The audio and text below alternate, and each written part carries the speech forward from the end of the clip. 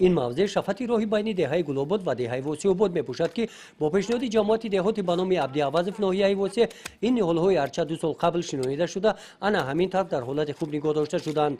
نگاه بینی درختان گواهی از آن می‌دهد که ساکنان این جماعت دهات نسبت به طبیعت زیبایی محیط زیست به طرف نبوده همین طرف مناسبت دلسوزانه ظاهر می‌نمایند.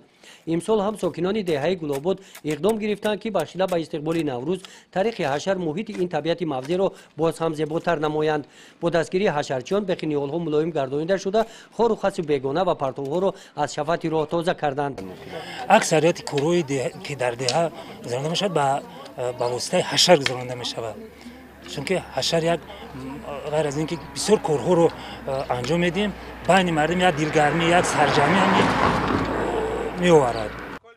در این روز با پیشنهاد جماعت دهاتی به نام عبدالعوض جلب ساکنان دهه گلوبود طریق حشر ساحل شبکه آبیاری مرس واقع در دهه گلوبود سیتکه بندی کرده شد. شبکه آبیاری مرس 7000 متر درازی داشته میدانی زیاده از 600 هکتار زمین‌های کشاورزی را آبیاری می‌نماید. همچنین کانال مذکور انشاءات استراتژی حساب یافته به صفت کانال سیلپرتو نگرانیده شده است.